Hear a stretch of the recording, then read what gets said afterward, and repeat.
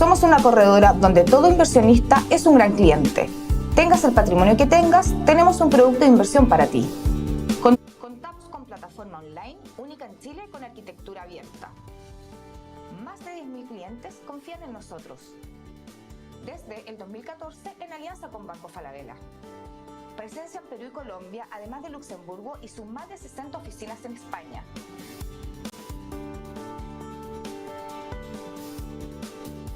Nuestro compromiso es practicar una cultura verdaderamente enfocada en el cliente y así convertirnos en una entidad de referencia en inversiones en Chile como lo somos en España. Para esto contamos con un excelente equipo humano y tecnología de punta. Agradecemos y valoramos mucho su confianza.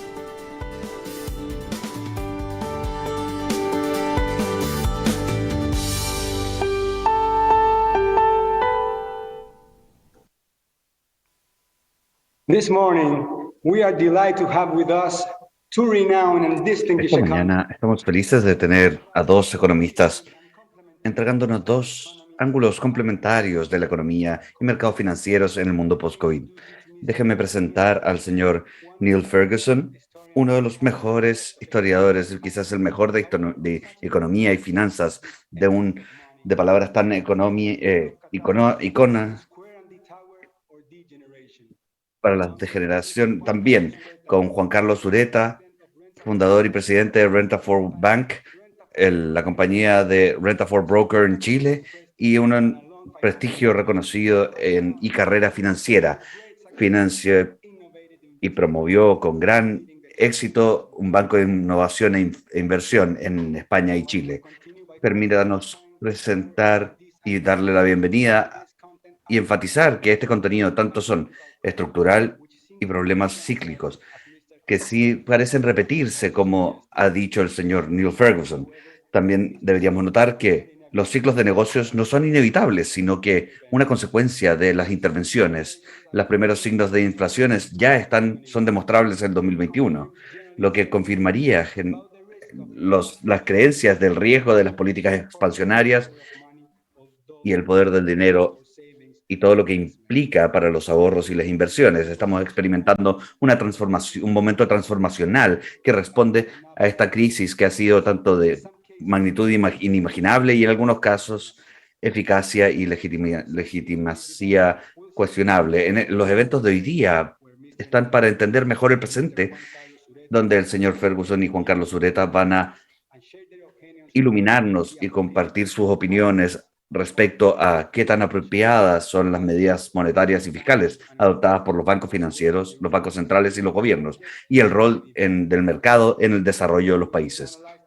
También van a analizar el camino hacia adelante del mundo post-COVID y cómo las crisis que comenzaron en el 2020 van a afectar a nuestro país, que a pesar de originar como una crisis de salud, ha sido tratado como una crisis financiera, y por qué algunas sociedades y estados responden a catástrofes tanto mejor que otras. Nos sentimos confiados de que esta conversación ocurriendo entre dos líderes de estos temas van a ser tanto fascinantes y entregar camino para que este debate continúe tanto a nivel nacional como internacional. Finalmente, permítanme presentar a nuestro moderador para la conversación de hoy día, Isabel Ramos Geldres, editora de la sección internacional del Diario Financiero. Muchas gracias, Arturo, por tus palabras. Y buenos días para toda la audiencia. A nombre de Diario Financiero y Renta 4, estamos muy felices de tener hoy día a dos panelistas importantes que se van a unir a una conversación acerca del mundo post-COVID-19. Por el último año y medio, el mundo experimentó una pandemia como una forma de protegernos, especialmente a los más vulnerables, que eran los mayores. Los gobiernos en el mundo decidieron imponer cuarentenas, la movilidad se redujo considerablemente y la entrega y algunos colegios y las clases desde casa se convirtieron en la regla, pero tuvo un gran impacto en nuestra economía. Millones de trabajos se perdieron, cadenas de suministro se rompieron y estamos experimentando un gran aumento en la inflación. La tarea para nuestros gobiernos y bancos centrales en los próximos años no va a ser fácil. Para hablar acerca de los desafíos y oportunidades que la economía post-COVID presenta, tenemos a dos a dos invitados muy importantes. Me gustaría dar la bienvenida a Neil Ferguson, historiador escocés, escritor y profesor. Se ha especializado en la economía, en la historia económica y financiera. Es Senior Fellow en la Hoover Institution de la Universidad de Stanford. En 2004 fue nombrado como uno de los 100 personas más influenciales en el mundo. Ha documentado la esencia del dinero y ganó un Emmy, un premio Emmy como mejor documental en el 2009. Ha escrito 16 libros y el último es Doom, la política de catástrofe, donde argumenta con varios ejemplos que la burocracia gubernamental nunca ha estado lista para reaccionar de manera correcta cuando ocurren desastres. También tenemos con nosotros a Juan Carlos Ureta. Él es el presidente del Banco Renta 4, el primer banco español que es especializado en la gestión de riquezas y mercados capitales, que está en la Bolsa de Comercio. Combina sus obligaciones en Renta 4 con varias posiciones. Dentro de esas es la presidente del Instituto Español de Analistas Financieros, miembro de la Junta de Directores y la Comisión Permanente de la Bolsa de Comercio de Madrid.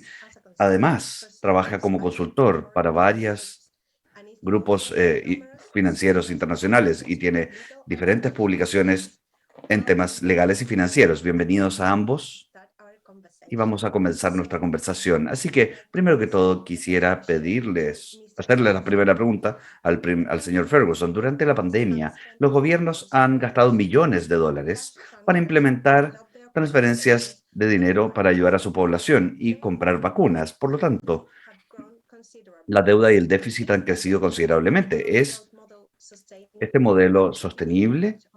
¿Cuál podría ser el impacto a largo plazo y en los mercados capitales?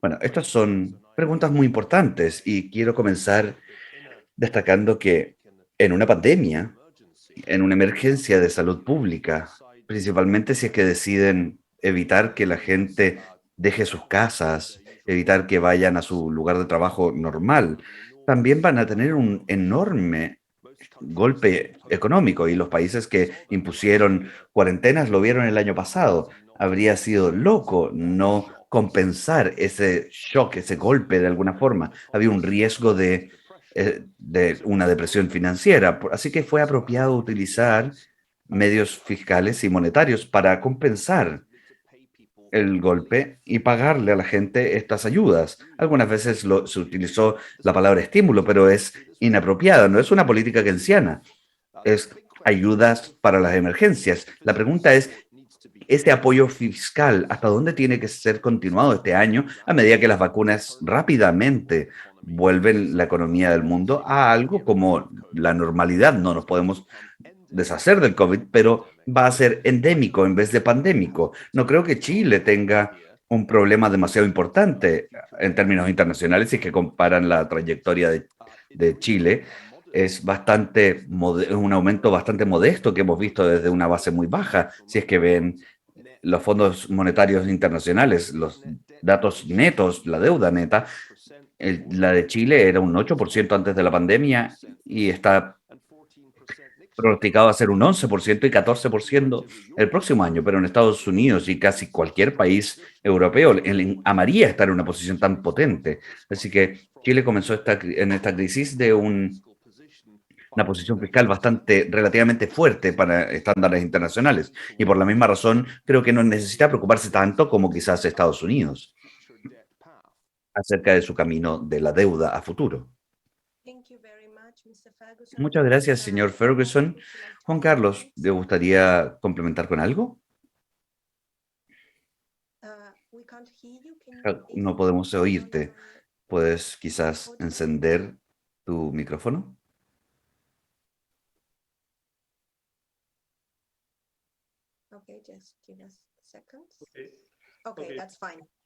Ahora sí, perfecto. Muchas gracias, Isabel.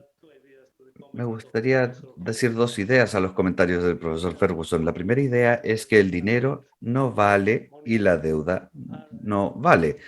La deuda es una herramienta poderosa, pero solamente si es que son utilizados correctamente. Si no, destruyen el valor, destruyen el valor. Eso es lo que la historia y la teoría económica muestra. Por supuesto, pueden lograr algunos roles, pero eso es a corto plazo. La segunda idea es que hoy día el mundo vive algo sin precedente y eso es fantástico para el crecimiento local, pero para cambiar el mundo necesitan algo más que una evolución tecnológica, necesitan financiar la inversión, necesitan para tener esa evolución tecnológica, tienen que invertir mucho y necesitan hacerlo en la dirección correcta, no en la dirección incorrecta. Así que la evolución tecnológica es una herramienta. El dinero y la deuda son herramientas, pero realmente necesitan basar todo el cambio de la economía no en la deuda, sino que en capital. Y eso es muy importante porque si es que no, el resultado es que crear, van a crear un gigante con pies de arcilla, van a desperdiciar dinero. Así que en mi opinión, los mayores precios para los mismos activos es la forma de, por ejemplo, de dedicar capital y dinero para invertir y crear nuevos activos con la innovación. Lo que hoy día vivimos no en Chile, pero como dijo el profesor Ferguson, en Estados Unidos, en Europa, en China, en el mundo donde hay excesos de dinero, es el mercado, eso dice que en mi opinión que estamos creciendo al modelo de crecimiento y deuda. Sí, muchas gracias. Eso es un enfoque interesante. Neil, durante el periodo de pandemia, el rol del Estado ha crecido y hay voces pidiendo incluso más enfoques intervencionistas. ¿Ves esto como algo preocupante? Hay una independencia entre los bancos y los bancos centrales y los gobiernos. Me preocupa que mucha de la expansión de los gobiernos y de cuánto se involucra a los gobiernos de la economía necesaria por la pandemia vaya a persistir incluso a medida que la pandemia termina. Ese tipo de inercia burocrática es algo que hemos visto antes. Por ejemplo, en el siglo XX, los gobiernos controlaban, los controles del gobierno persistían después de ambas guerras mundiales y se mostró que era muy difícil de eliminar algunas restricciones que habían sido medidas de emergencia, pero se convirtieron en algo permanente en el periodo posguerra. Así que necesitamos aprender de los errores del pasado y recordarnos el cómo logramos revivir el crecimiento después del el estancamiento de los 70 con todas las medidas de desregulación que trajeron las fuerzas del mercado de vuelta al juego. Chile tiene un rol en esta transformación como pionero de una variedad de reformas de libre mercado, poniendo en práctica las ideas de Milton Friedman. No deberíamos volver a los 60s y 70s solamente porque tuvimos una pandemia. Creo que en muchas formas los economistas de la izquierda están teniendo demasiado alcance en Estados Unidos, por ejemplo, con proyectos de múltiples miles de millones de dólares siendo aprobados y es insostenible. El, el, el PIB ya ha pasado el punto que alcanzó el final de la Segunda Guerra Mundial y pronostican que podría llegar a un 200% del PIB la deuda si es que continuamos en el camino presente de en las próximas décadas. Las buenas noticias es que creo que las consecuencias inflacionarias de algunas de estas reacciones fiscales tienen una respuesta bancaria. Si es que la gente nota que lo que encuentran es que si quizás sus sueldos suben nominalmente, el costo del combustible, de las cosas, se sube incluso más. Y la lección de los 70 es que la inflación es fundamentalmente impopular y ahí es donde la izquierda va a cometer errores y muchas de las medidas que han sido implementadas en nombre de revertir el cambio climático pueden explotar en la cara y crear una crisis energética con el impacto de la pandemia y las políticas financieras. Así que creo que hay un riesgo importante de sobre involucrarse. No estoy muy preocupado porque la gente creo que va a notar bastante rápido que las políticas que se están intentando por los gobiernos de izquierda simplemente no son sostenibles y van a tener que ser revertidas. Quiero repetir que las medidas de emergencia son para una emergencia y la historia nos cuenta que cuando la emergencia se acaba, las medidas también deben acabarse.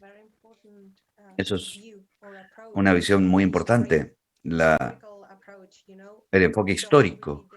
No repitan los mismos errores y este tipo de medidas que comenzaron como emergencia se convierten en la regla. Así que quería preguntar, Juan Carlos, ¿cómo ves esto desde el mercado? ¿Cómo ven la independencia del gobierno y los bancos centrales desde tu punto de vista del mercado? Una de las consecuencias de los últimos golpes económicos del 2008 y el 2020, la crisis de COVID, es el mayor rol de los gobiernos. La gente quiere sentirse más protegida por el gobierno y los gobiernos son muy felices de expandir su alcance. Así como resultado, los gobiernos han caído en déficits fiscales importantes y han encontrado una forma muy efectiva de financiar la expansión, que es vender deuda al Banco Central. Y el Banco Central imprime dinero y compran directamente o indirectamente los bonos emitidos por el gobierno. Y bueno, eso ha funcionado bastante bien, como ha dicho el profesor Ferguson, y todos están muy felices con esto. Y es posiblemente este modelo de monetización de la deuda es quizás el cambio más importante de las políticas económicas en el siglo XXI. Y bueno, en mi opinión, es un gran tenemos un gran riesgo si es que pensamos que esto es un buen modelo. A corto plazo, el modelo funciona, pero a largo plazo, el modelo no funciona porque estamos demandando y estamos esperando de los gobiernos más de lo que deberíamos esperar. Y de nuevo, la historia nos muestra que el gasto público normalmente no es muy eficiente y normalmente no funciona en términos del crecimiento económico. Y ahora tenemos la situación en la cual incluso un pequeño aumento en intereses puede provocar grandes problemas, gran turbulencia en el mercado y en la economía, porque tenemos una economía altamente endeudada y tenemos mercados adictos a la deuda. Así que se desconecta del punto de independencia del Banco Central. En mi opinión, los bancos centrales tienen una tarea muy delicada porque les pedimos algo más allá de su capacidad. El Banco Central no puede soportar el peso completo de los desafíos económicos de la última década y ahora tienen una misión casi imposible de volver a un cierto nivel de normalidad sin provocar una turbulencia económica y financiera importante. Los bancos centrales deberían ser independientes no solo del gobierno, sino que también de la gente y también independiente de los mercados financieros, porque la gente y los mercados financieros han creado expectativas excesivas. Los bancos centrales tienen que ser independientes, no solamente del gobierno, como dije, sino que también de la gente y de los mercados financieros. Y esto va a ser una gran prueba para la independencia del Banco Central, de los bancos centrales. Ha habido momentos en la historia, probablemente 2008, 2012, con la crisis del euro, o el 2020, pero no hoy día. Hoy día no es el momento. Hoy día es el momento de volver a la normalización y esto puede ser desafiante también para los inversionistas, que deberíamos prepararnos para posibles correcciones y pensar a largo plazo. Es una gran prueba para el Banco Central. Debiesen ser independientes. Están teniendo tiempos duros y, como dije, una misión muy difícil de volver y de revertir las políticas de dinero fácil, porque no es fácil, van a tener una tarea muy dura.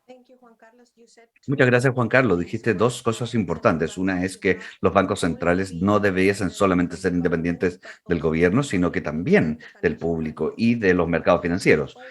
Y también hablaste acerca de qué tan cómo el gasto público no es eficiente. Así que me gustaría, Neil, en este contexto, ¿cuál debería ser el rol del Estado y del mercado en la sociedad moderna? Bueno, esa es una gran pregunta, Isabel, y los economistas han pasado gran parte de los últimos 2 siglos y medio tratando de averiguar eso. Y creo que la respuesta es bastante directa. El rol del gobierno, el rol del Estado es entregar un marco dentro de, ahí deba haber derechos asegurados, algunos, taxas, políticas tributarias en un camino consistente. El tamaño del Estado no exceda lo que creo debiese ser una, un PIB, una parte del PIB consciente. La deuda pública no debería exceder el tamaño de la economía, del Producto Doméstico Bruto. Esos son las reglas básicas en circunstancias normales. Lo que la gente olvida, y es un argumento que yo hago en mi libro Doom, es que los desastres, las emergencias ocurren y llamamos a algunas naturales, como las pandemias, y algunas causadas por el hombre, como las guerras. Pero la realidad es que los desastres son parte del patrón de la historia y los gobiernos muchas veces tienen que aumentar su rol económico en tiempos de emergencia. Para eso existen los gobiernos, porque requerimos protección de desastres, ya sea un enemigo invasor o una enfermedad infecciosa. Así que lo que está claro es que debe haber variación a lo largo del tiempo en el rol del gobierno. Y las normas que acabo de decir son aquellas que aplican en tiempos de paz en circunstancias normales. Tomando una visión histórica, es muy claro que el rol del gobierno ha crecido considerablemente desde Adam Smith, desde que publicó La riqueza de los mundos en 1776, también el año de la Declaración Americana de Independencia. Si es que Adam Smith pudiese tomar un tour de su Escocia nativa hoy día, que suele ser, que además es de donde yo venga, estaría escandalizado del tamaño del Estado y de la forma inclusiva en que el gobierno escocés se involucra en la vida económica. E incluso si viniese a Estados Unidos, estaría bastante sorprendido de la escala de la intrusión del gobierno y también estaría sorprendido por la complejidad y falta de transparencia del código tributario. Así que mi consejo a todos los creadores de políticas es desentierren una copia de la riqueza de las naciones y refrescan las guías, porque es muy claro, y la historia no se equivoca en esto, mientras más se acercan al ideal de Adam Smith, de un gobierno relativamente pequeño que se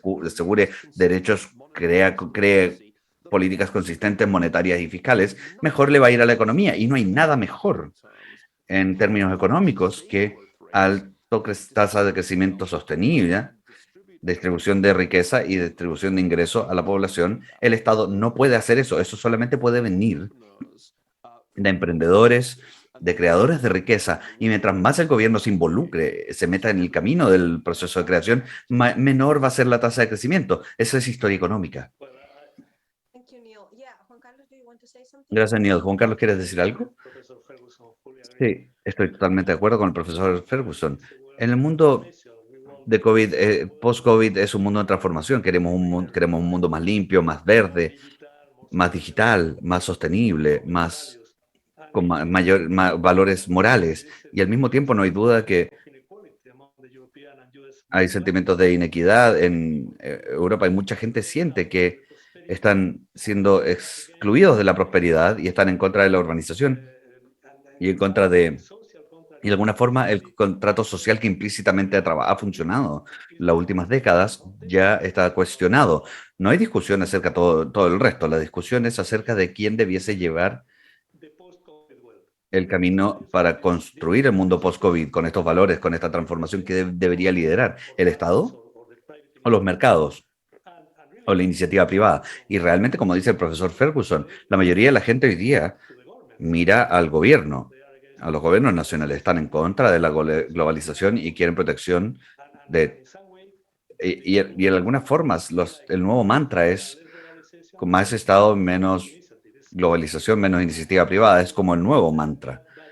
Pero este mantra, más Estado, menos globalización, menos iniciativa privada, no es el modelo del siglo XXI. El siglo XXI La sociedad necesita más globalización, más innovación, más iniciativa privada. Estoy totalmente de acuerdo con el profesor Ferguson y ese es el modelo, ¿no? Y eso nos lleva a, dado que los estados son muy buenos para promover equidad social, pero no buenos creando riqueza. Y lo primero que hay que hacer para distribuir riqueza es crearla. Y eso nos lleva a cómo, en mi opinión, las empresas y los mercados debiesen cambiar, y están cambiando, de hecho, en este mundo post-COVID, que es lo que llamamos el rol social de las compañías y de los mercados.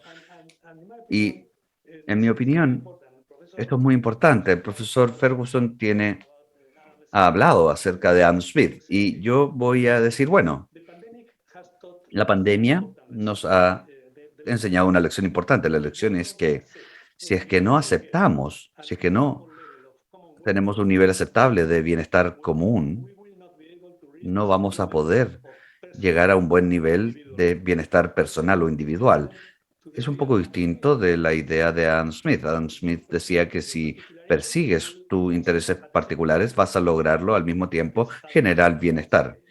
Y eso está bien, pero ahora es un poco distinto. Es la idea de que si en un nivel general de bienestar no vas a obtener algún beneficio particular. En el mundo de pobreza, enfermedades, contaminación, nadie va a obtener un bienestar personal. Ese es el cambio en el rol de las empresas. Las compañías, bueno, por supuesto, persiguen su ganancia, su rentabilidad, pero tienen que saber que también hay que promover y cultivar el bienestar común y social, porque si no, van a, no van a obtener las ganancias individuales. Eso es lo que llamamos el capitalismo social consciente.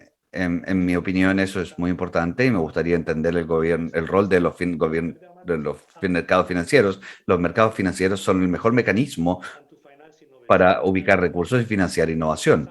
Eso es un muy buen ejemplo. Sin Nasdaq, Apple, Amazon, Google, muchas otras compañías innovadoras no existirían ni hoy día. Y sin el financiamiento del mercado, creado en un tiempo récord por las compañías, no existirían hoy día. Y esto es muy claro. Así que los mercados capitales deberían tener un mayor rol en el mundo post-COVID para lograr prosperidad económica para todos. Y eso, en mi opinión, es muy claro. Pero ¿qué ocurre? Hoy día tenemos exceso de deuda y exceso de liquidez. Y el problema es que con tanto dinero flotando, es difícil tener un comportamiento. La gente tiene un comportamiento como el casino. Hemos visto los stocks, las criptomonedas o los criptoactivos subiendo de precio, redes sociales moviendo los mercados, este tipo de influencias financieras, y eso es la peor parte del mercado. Así que los mercados realmente deberían tomar el rol, la enorme responsabilidad de ubicar más recursos para cultivar innovación, cultivar ese nuevo mundo post-COVID con mejores valores. Y por supuesto es la clave del capitalismo y eso es muy claro, pero siempre teniendo en mente este bienestar común, porque si no, no vamos a obtener este beneficio particular. Esa es mi idea. Los mercados son muy importantes, así que no más gobierno, sino que más mercados, más globalización, más iniciativa privada, en mi opinión. Creo, Juan Carlos, que lo que estás diciendo es muy interesante respecto al que el rol de las compañías han cambiado y tienen un mayor crecimiento, un rol social, con impacto social. ¿O es más una conciencia de que tienen un impacto social? Así que quería preguntarle a Neil, ahora hablando acerca de Chile, una de las principales preocupaciones en Chile en este momento es aumento de la inflación. Hay factores externos como el precio del petróleo y la disrupción de las cadenas de suministro, pero en factores generales también, como el efecto de los retiros de los fondos de pensión. ¿Cómo ves las presiones de la inflación? ¿Es transitoria? ¿Es un fenómeno transitorio o debiésemos estar preparados para un escenario a largo plazo? Bueno, los fondos internacionales monetarios no ven a Chile como que vaya a un periodo inflacionario. la inflación ha subido, pero está proyectado que se mantenga estable en un 3% durante los próximos 5 años. Y eso compara bastante favorablemente con algunos de sus vecinos. Recordemos que Argentina tiene inflaciones de 2 dígitos ya. Y creo que está en una situación, un estado bastante precario, habiendo manejado la pandemia de manera mucho mejor, peor. También tenían, ya estando en una posición económica más débil por su default. También está el caso de Venezuela, que tiene inflación de 4 dígitos de la última vez que alguien tuvo estadísticas de ese país.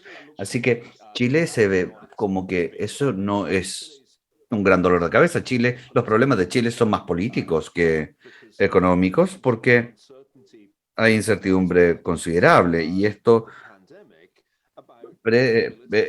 es anterior a la pandemia. El sistema político, las consecuencias de la reescritura constitucional, y eso parece, para mí, ser una mayor preocupación, porque mucha gente creo que ha perdido su visión de los beneficios de que la constitución anterior entregaba a la economía chilena. Personalmente soy alguien que se pone un poco nervioso cuando los países latinoamericanos eliminan sus constituciones. Eso no ha funcionado muy bien en una gran mayoría de los casos.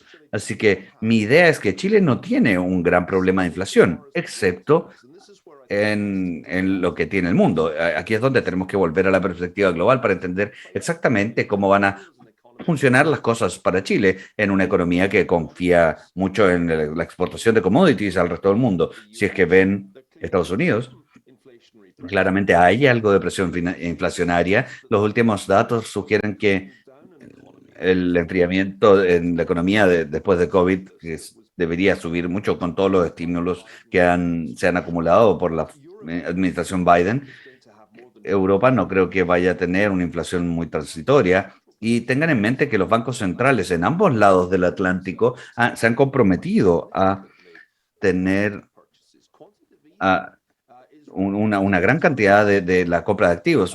Muchos de esto se va a pagar el próximo año, incluso antes de empezar a ver una normalización de las tasas de interés. Los intereses en los mercados han mostrado algunos signos de vida viendo los mercados de bonos este año, y todo esto tomado en conjunto va a tender a enfriar un poco las cosas y quizás enfriarlas más de lo que esperan los inversionistas. Así que no estoy seguro de que en este punto la inflación se vea tan preocupante como se vio en febrero cuando el secretario de Tesoro dijo que íbamos a sobrecargar la economía. Mi idea es que tenemos un tipo de aumento postpandémico, pero está un poco relajado en los últimos meses y no veo cómo ese aumento puede continuar si es que la política financiera se va a apretar o ajustar. China, otro punto, China es una gran parte de la economía global, la segunda economía más grande, es una gran parte de todo lo que ocurre en Latinoamérica por las exportaciones a China.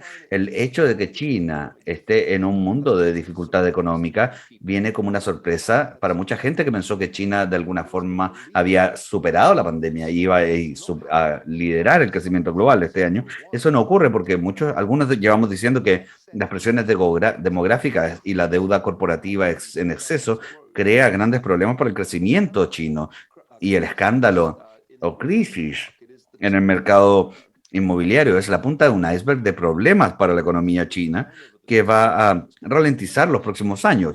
Y esa es la principal razón por la cual empiezo a pensar que la inflación es transitoria, no algo que vaya a devolvernos a los 70. Si China se ralentiza, todos bajan su ritmo y probablemente esto se va a acabar en los próximos años. No sé si China está bajando su ritmo y si eso sea una buena noticia para nosotros. Es un gran inversionista, ahora está invirtiendo mucho en nuestro país y también, bueno, China era el principal motivante del crecimiento durante la crisis financiera del 2008 y no teníamos este, a ver, sí, teníamos un tipo de falta de crecimiento, pero no era tan importante como en los países desarrollados por China, porque China estaba creciendo mucho. estaba creciendo y estaba comprando nuestros productos y nosotros sobrevivimos debido a ello. Así que creo que no es una muy buena noticia para nosotros que China. Te estabas preocupando de inflación y no preguntaste acerca de crecimiento o crecimiento de exportación. Mi argumento es que si que China baja su velocidad, entonces va a haber desinflación. Recuerda, parte de mí, el crecimiento de Chile relativamente fuerte en las últimas décadas fue un aumento en la demanda china de commodities como el cobre. Y por supuesto, para el resto del mundo eso tenía un aspecto inflacionario respecto a los precios de los commodities, como hemos visto el último año. Y resultó ser inflación para el sistema completo. No es una gran parte de la inflación, pero sigue existiendo. Así que mi punto sería que si China no va a crecer a las tasas que el Fondo Monetario Internacional o el Banco Mundial esperaban hace meses atrás, es verdad, la tasa de crecimiento de China tendría a ser un 3% en vez de un 6 o mayor, significa un perfil menos robusto de demanda de commodities como el cobre, pero también reduce que el riesgo de inflación desde un punto de vista global. Así que creo que hay sesiones que hay que hacer siempre en economía, pero creo que si la inflación es tu preocupación, no va a ser propulsada por el crecimiento de China. Y no creo que al final la inflación vaya a ser motivada por el tipo de políticas monetarias que vimos en Estados Unidos a finales de los 60 y 70. La forma en cómo se ve hoy día para mí es que no van a repetir esos errores y el mundo no va a un periodo de inflación general.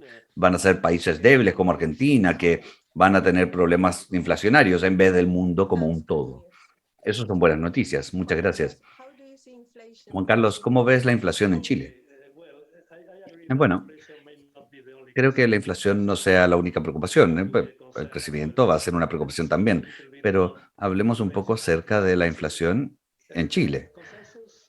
El consenso es que el aumento de la inflación es transitoria y debido a la reapertura de la economía. La idea es que hay muchos elementos deflacionarios en el escenario y así que la inflación es transitoria. Pero este consenso se está debilitando rápidamente. Estamos pasando de este concepto de inflación transitoria a inflación persistente. Eso significa que inflación que va a durar más de lo que hemos pensado. Y es debido al aumento en el escalamiento de las cadenas de suministros, de este nuevo, a la crisis energética, que es muy importante,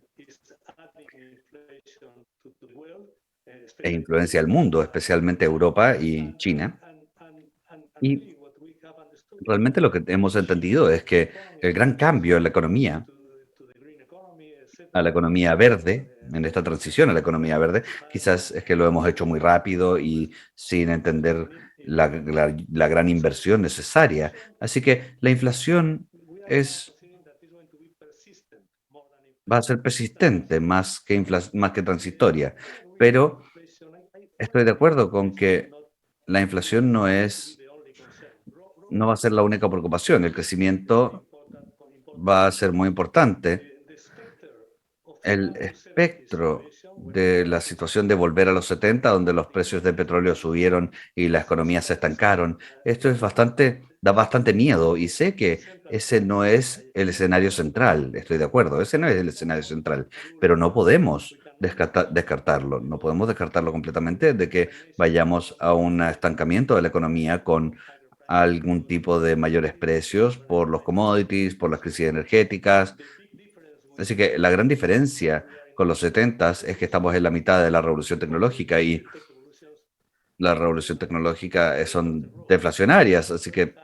Pero por el otro lado, como he dicho antes, tenemos exceso de dinero, exceso de datos y eso provoca una mala ubicación y un impacto negativo en la productividad. Y la productividad es clave para la inflación y para el trabajo. En Chile, en el corto plazo, van a aumentar los precios en Chile. Los consumidores van a gastar más esta segunda parte del año y eso va El Banco Central de Chile lo fue muy bien el 2021 de agosto por esas tres cosas. Es una muy buena idea y esta es la dirección correcta. Así que, pero el Banco Central va a tener un dilema porque van a tener que ser bastantes, idealmente van a tener que darse cuenta de algunas cosas, que es el efecto, incluso si la inflación sube en Estados Unidos y en Europa, el SB se va a mantener así porque no pueden revertir sus políticas rápidamente. Así que, en mi opinión, va a ser un problema para el Banco Central de Chile, pero el Central de Chile tiene que mantenerse con esta política y subir las tasas si es necesario, pero no va a ser un problema, no va a haber un problema de inflación. El mayor problema va a ser crecimiento. Y dicen en el diario financiero que el Banco Mundial tiene un estimado para Chile de un 10% este año, pero solamente 2,4% el 2022 y solamente a 1,8% el 2023. Eso confirma que el problema no va a ser inflación, especialmente en el Banco Central de Chile hace su trabajo, que va a hacerlo. El problema va a ser crecimiento y estoy de acuerdo que eso con China, bueno, estoy totalmente de acuerdo con lo que dijo recién el profesor Ferguson. Hablaste acerca de la brecha que va a haber entre la tasa de interés en Chile y la Reserva Federal. Y estoy pensando acerca del el mercado y todo lo que puede ocurrir, pero eso es para otra conversación. Así que hablaste acerca de Chile y quería preguntar a Neil, la última vez que viniste a Chile fue en febrero de 2019. ¿Cómo ves el país ahora, después del descontento social y el proceso constitucional? ¿Crees que estos procesos van a ayudar a reducir la inequidad o es muy riesgoso en el sentido que uno de los objetivos es cambiar el modelo económico? Bueno, creo que uno siempre debe tener cuidado acerca de comentar en un país que no ha visitado en 2 años. Y bueno, de hecho hay que tener cuidado cuando uno comenta de un país del que uno no es originario. Así que voy a hablar acerca de en los términos más cautelosos. Es muy claro para mí que la motivación detrás de la campaña para una nueva constitución es básicamente son en naturaleza socioeconómica. Y yo diría que si es que quieren arreglar un problema de inequidad, y Chile definitivamente lo ha hecho por los estándares de la OCDE, realmente la forma incorrecta de hacerlo es reescribir la Constitución. Las constituciones no se tratan de resultados en términos de distribución de riqueza o de ingresos. Para eso es el sistema tributario. Y cada democracia tiene un método para decidir cuánta redistribución quiere tener a través del sistema tributario. Se llaman elecciones. Ustedes votan por el partido que ofrezca más o menos impuestos progresivos y después implementan el veredicto, la decisión del electorado. Así que no sé qué tiene que ver con la Constitución. La Constitución está diseñada para crear reglas para un proceso político. Está diseñada para crear algunas garantías fundamentales que no puedan ser sobrescritas fácilmente por el proceso político normal. La historia nos cuenta que mientras más duran las constituciones, es más probable que funcionen porque se convierten en algo a lo que la gente está acostumbrada. La tradición importa, es por qué la Constitución de Estados Unidos ha sido enmendada pero no reescrita. Y eso me parece a mí que es algo que algunos chilenos han perdido de vista. Así que soy escéptico de la necesidad de una nueva constitución. La constitución existente, sea lo que sea que crean de sus orígenes, ha funcionado muy bien para Chile y realmente no puedo creer que una nueva constitución vaya a mejorar de manera importante la inequidad de ingresos, porque para eso no son las constituciones. Muchas gracias, eso es muy iluminador.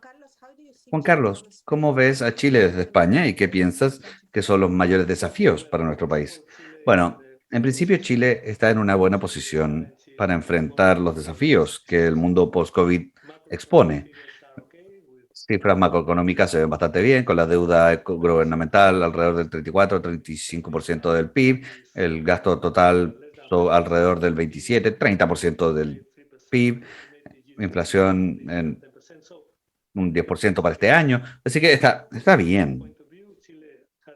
Chile ha sido un ejemplo de modelos económicos exitosos que ha ubicado a Chile en una posición de liderazgo desde hace mucho tiempo. Así que y hay muchas otras razones por las cuales ser optimista, incluso la relación con China, incluso si China va a bajar su ritmo a largo plazo, China va a ser un factor de crecimiento para el mundo.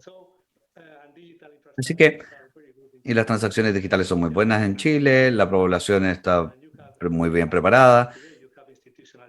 Hoy tienen estabilidad institucional, pero Chile tiene que resolver algunos problemas para ser exitoso en el mundo post-COVID, según yo.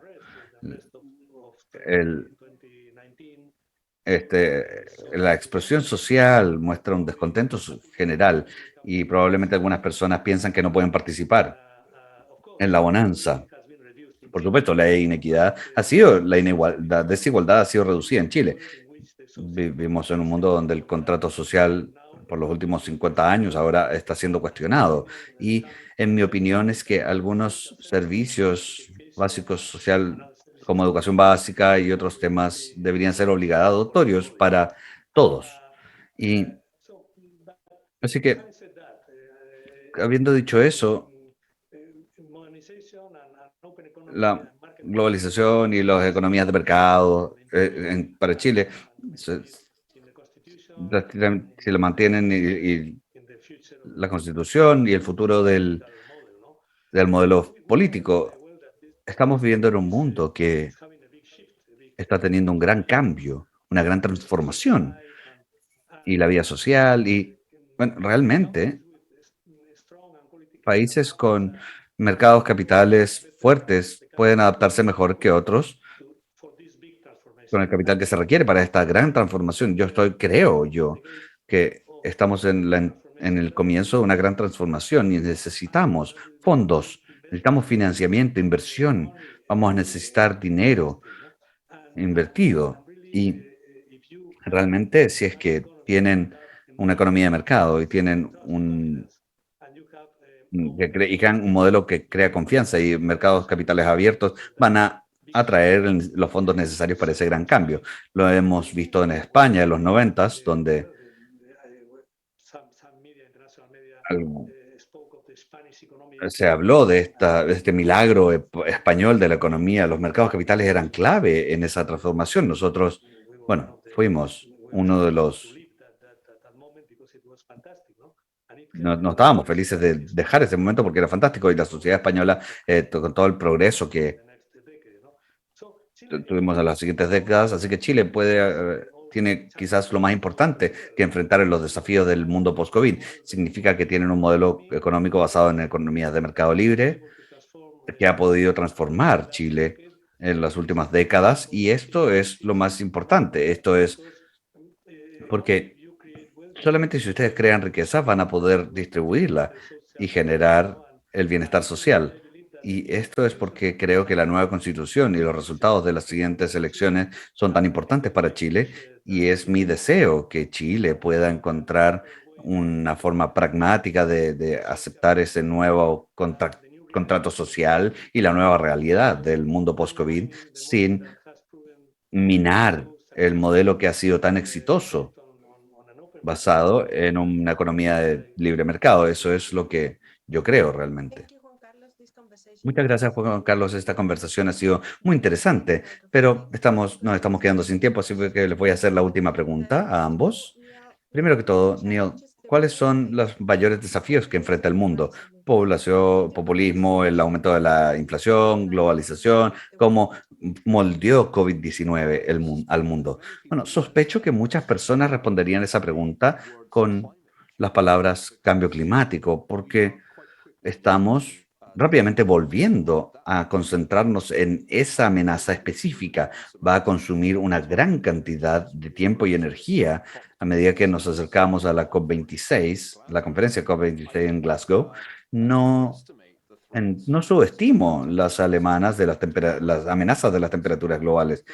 Quiero destacar que dos tercios del aumento en dióxido de carbono desde el nacimiento de Greta Thunberg son debido a China, y el 93% del aumento en el consumo de carbón fue la responsabilidad de China. Y hasta que los activistas climáticos enfrenten el rol de China, ese rol dominante de las emisiones de los aumentos de las emisiones de CO2, no tenemos una conversación seria. Pero también digo que hay cosas que hay que tener en mente.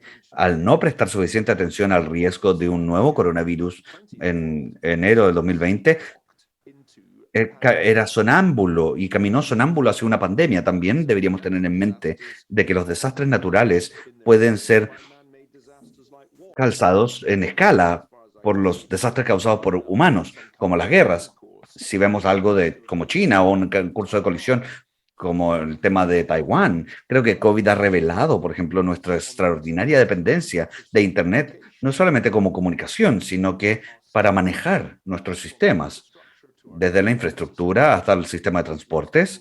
Y creo que la mayoría de la gente en este momento subestima qué tan drástico sería si es que exitosamente hubiese ciberataques a gran escala en cualquiera de las grandes economías globales. Incluso 6 horas sin Facebook el lunes causó una gran confusión de la gente que depende de Facebook para sus negocios. Así que yo diría que hay muchas cosas que hay que tener en mente, y simplemente concentrarnos en una amenaza como el cambio climático es una forma segura de ser miope y estar cegado por el siguiente desastre que podría tomar una forma totalmente distinta. Muchas gracias, Juan Carlos. ¿Qué crees acerca de los mayores desafíos que enfrenta el mundo? Bueno, tenemos un rol adelante nuestro hacia la economía, el modelo económico del siglo XXI y el modelo social, político del siglo XXI. Y es un gran rol. El rol es un camino complicado, pero soy optimista de que va a ser un camino largo y duro, no tan fácil, pero el rol general, este modelo que llamamos capitalismo consciente. Las finanzas, en mi opinión, es que tenemos que deshacernos del exceso de deuda y capitalizar el sistema. Tenemos que poner más activos en el sistema, y esta no es la forma. Realmente creo que tenemos que capitalizar para tener más desde un punto de vista financiero. Los mercados no pueden evitarlo. Desde un punto de vista económico, tenemos que cultivar la productividad. La productividad está bajando en las últimas décadas y necesitamos volver a la productividad, porque la productividad es la única clave real de un crecimiento sostenible. Tenemos que volver a la globalización. Esto es clave. Sé que vivimos en un mundo de desglobalización y este mundo de bloques, pero eso son malas noticias. Tenemos que volver a la globalización, definitivamente. Desde el punto de vista económico, la productividad, globalización, crecimiento sostenible. Desde un punto de vista social, tenemos que cultivar equidad, igualdad, que eso es capitalismo consciente. Tenemos que promover mayor equidad. No podemos liderar con esa gran cantidad de gente pensando que no participa. Tenemos que incluirlos, y eso es necesario. Y eso es algo, el capitalismo está obligado a hacer esto. De, si no, vamos a tener populismo, y eso es muy malo. Así que, en mi opinión, esos son los desafíos económicos, sociales, financieros y políticos, que en mi opinión que la economía de mercado, la iniciativa privada, son clave, y tenemos que hacerlo. Y en estos largos caminos hacia el modelo social del siglo XXI, que va a ser, por supuesto, fascinante. Vamos a vivir parte de ello, por lo menos. Quiero agradecerle a ambos. Ha sido muy interesante. Hay tantos temas de los cuales podemos hablar. Cubrimos China, cubrimos deuda, capitalismo consciente, cubrimos tantas cosas, inflación.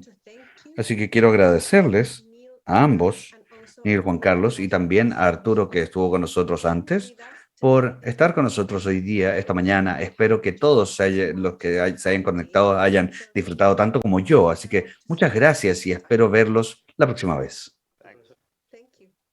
Gracias. Adiós. Somos una corredora donde todo inversionista es un gran cliente. Tengas el patrimonio que tengas, tenemos un producto de inversión para ti. Contamos con plataforma online única en Chile con arquitectura abierta. Más de 10.000 clientes confían en nosotros. Desde el 2014 en alianza con Banco Falabella. Presencia en Perú y Colombia, además de Luxemburgo y sus más de 60 oficinas en España.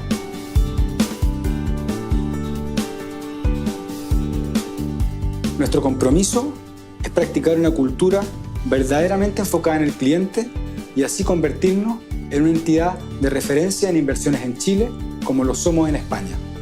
Para esto, contamos con un excelente equipo humano y tecnología de punta. Agradecemos y valoramos mucho su confianza.